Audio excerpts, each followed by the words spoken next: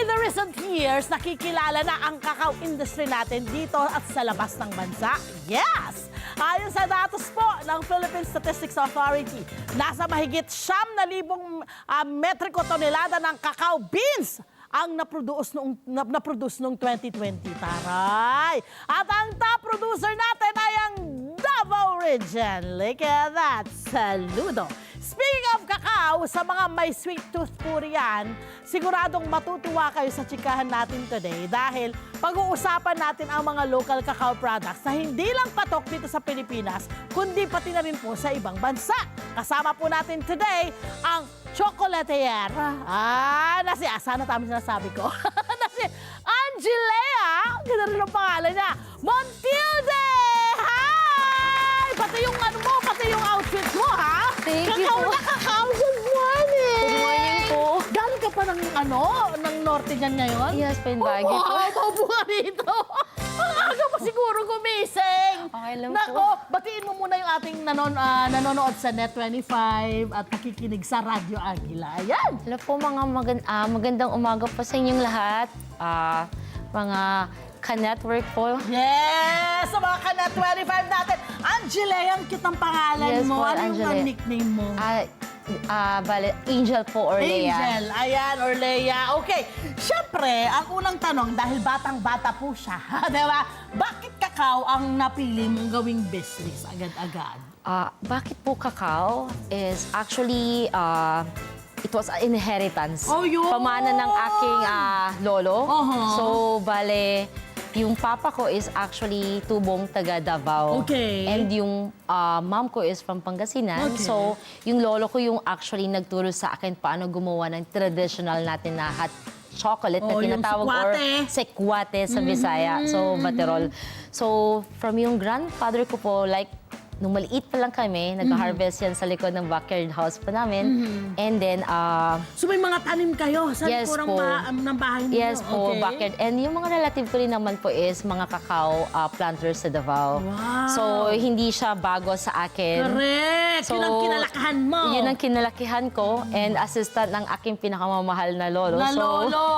At napasa niya sa'yo lahat kung paano yung tamang pagtatanim, pag-aalaga, pati pagtamang pag-harvest, kung kailan yung maganda yung beans. timing po, exactly. Oo. Perfect na timing po. Kasi yun po yung that actually na nag-encourage sa akin na to deep in na mag-aral palalo kung papaano mapropagate yung cacao ng Correct, tama. correct. And also kung papaano natin may innovate into something different. Correct. Hindi lang siya sa hot chocolate, pero maraming mga product Produkto pa actually. pa, oo. Yes po. So, sobrang pasasalamat Inaral ko mo din. ba siya? I mean, Yes po.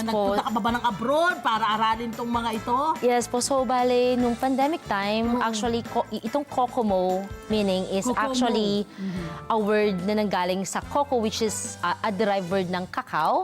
And then mo is actually for you. You, So, yes. it's a cacao for you in Yes. short. So, Ang sa inyo po yan. cute! Oo. So, I am very grateful nung pandemic. So, baby pandemic ko po itong product na to. So, I was given a chance na mag-aral sa France. Sa mga Ayun! chocolate craft makers. Oo, So, kasi doon sila talaga sa pagdating sa ganyang klase talagang ng industriya. very po sila talaga oo. expert when it Gaano comes sa... katagal na nag-aral sa France? Bali, almost a year din po. matagal-tagal din. And then from France po, so na-meet ko yung mga iba't ibang mga craft makers. And from them, I train. I actually work actual dun sa mismong shop, which is, the name is Alarina Street. Okay. So marami siyang shop sa iba't ibang lugar sa France. And then from them, I did not stop to learn. So, Siyempre, tuloy-tuloy hanggang ngayon. hanggang ngayon, I am actually accredited as a level 1 and 2 chocolate taster ng International Institute of Chocolate and Tasting. So, with my classmate also, with Tio and Philo and Malago. So, ito po yung Napakarami community. natin ngayon Siya yung aming mga katulad mga kaklase ko po. So ito na nga, nakarating ka na sa ibang bansa. Siyempre, I'm sure natikman mo yung ibang mga Chocolate cacao, po. tsokolate Yes nila, po. no? Ano ang kaibahan ng tsokolate natin na locally produced from yung iba pang mga tsokolate sa ibang bansa? So, to give you po a background for our cacao industry for Yes. Philippines, actually, we won how many times as Correct. best Ang cacao alam in the ko, world. yes. So, you know, questioning like Doon din sa Pranses, ha? it's in France. Yes po. So, Oh. in Salon de Chocolate and competition po, so nanalo po tayo ng maraming awards. Anong pakiramdam na gano'n? Na parang, tayo may pinaka the best na tsokolate. At ito, may mga produce kayo. And yun po actually ang nagbigay sa akin ng more inspiration to Diba? create na to something more in a fine chocolate way.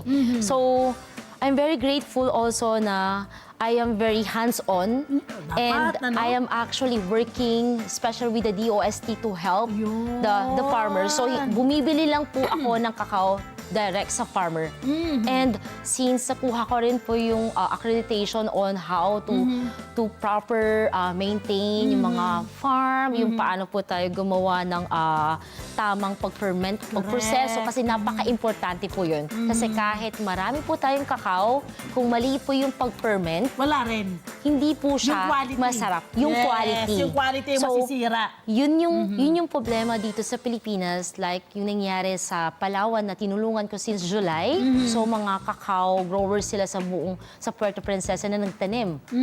So nung pandemic, so naiwanan sila ng mga kumpanyang nangako na bibili ng mga beans. So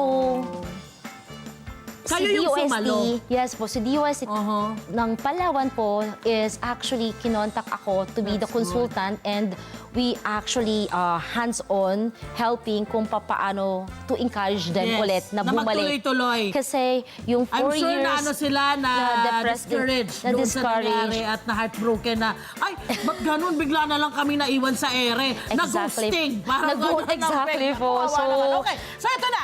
Nag-export ka na rin ng iyong Yes mga po. produkto ngayon. Actually- Saang bansa na nakarating itong mga Actually, produkto mo? si Kokomo, since last year, sobrang marami po akong countries na inattenda ng mga fair.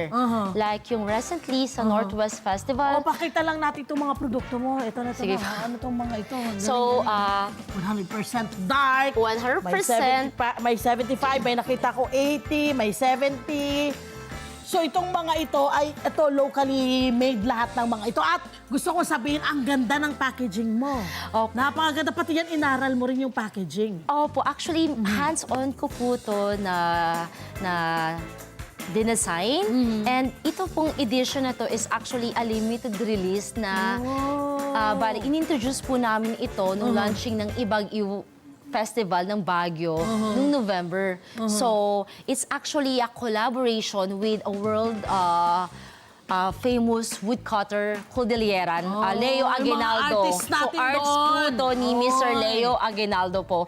So, actually, this is a celebration also, you know, it's not about a piece of a chocolate, but it's actually, it's a historical and it talks about heritage of cacao for Cordillera. So parang for us, So like, ikinikwento yung So, kulturang for meron me, sa Cordillera. exactly, like we Cordillera. don't have, I mean, we only have, kasi ang alam po nila is like, we have only coffee for Cordillera, but actually, we have also cacao. Correct. So, syempre po, like for me, I also featuring and marketing the Cordillera kasi I live, it's like a second home for me. Correct naman. And also, Tsaka, mas madali mong maikikwento ang lugar or yung mga malalapit sa puso mo. Exactly po. Alam mo yon. Parang at the back of your hand, alam mo ikwento kung exactly ano po. yun. And what makes it special for Cordilleran, guys, kasi yung cacao po is nakatanim siya sa mataas na altitude na normally ang cacao is actually grown for at least a minimum of 700. Okay. Pero what makes so special for Cordillera, and actually dahil sa sobrang daming feedback rin ng mga international na clients ko, na sabi nila na very complex ang cacao beans ng Cordillera. So meaning, masarap yung Sobrang galing masarap doon po. sa mataas na mga mataas Yes po, na kasi lugar. malaki po yung impact Okay. yung high altitude and Okay. also hindi lang po yun. Yung cacao, kung saan ko sinusource out ito is actually nakatanim lang siya sa forest na hindi talaga naalagaan. So basically parang organic siya. Nice. So And ito po is mga old trees na tanim pa ng mga mga sinauna po natin. Nice. Okay. So, talagang- inalagaan din talaga nila. Yes po. That's good. Mapalad ang makakatikim nito ngayon. So ano ang mensahe mo naman sa ating mga kababayan, lalo na sa mga katulad mo, no, na mga Pilipino, mga batang Pilipino na gustong pasukin ang ganitong klase ng business? Yes po, sa mga kabataan po na gustong matuto, napaka-open book po ako para Wow. i-share sa inyo kung ano man ang pwedeng magawa ng kakao. Kasi ang kakao, katulad ng mga kaklase ko from Thailand, actually gumagawa na po sila ng kakao jam, kakao vinegar. Yung tatay Wow. ko gumagawa ng kakao Ang vinegar dami na. and kakao wine. So, ang daming marami pwedeng pong produkto. product ang kakao, hindi lang siya chocolate. Oo. And sabi ko po sa inyo, nagtayo po ako ng Kakao Studio sa Baguio. So, yung studio na yon is a learning ground for everyone to learn about Who wants to kakao. learn? What about Philippine Okay. kakao? Kasi tayo po yung unang nagtanim ng kakao sa buong Southeast Asia. Correct. And Tayo pangalawa nauna. tayo sa continental na nagtanim. So for me, it's something special na Tama ka. hindi lang siya kundi puno na prutas, pero something, it's in a history for Na Philippines. dapat maging proud ka. That we have to be proud. Yeah, love it! Maraming salamat, Angel, sa mga nais mong matikman ang mga produkto po ni Angelea. Makikita niyo po sa screen ang kanilang social media pages. Ayan, maraming salamat po. Of course, sa pag-share mo ng iyong expertise. Yes, ang daming pwedeng... Yes. Marami po, and kung sino po mga interesado, punta lang po kayo sa Kakao Studio. We give a lot of chocolate to taste. So, we do chocolate sensory for you to understand kung ano yung flavor ng cacao beans po natin. Yan. So, kasi yung cacao beans, may iba't ibang flavor siya, depende sa terroir na tinatawag. So, it's as cool. Malit lang siya na studio, pero it's something that you will learn. Marami kang maiuwi. Yes po. Hi! Sa mga naman, dyan na mga Connect 25. This is Love and New Verbo.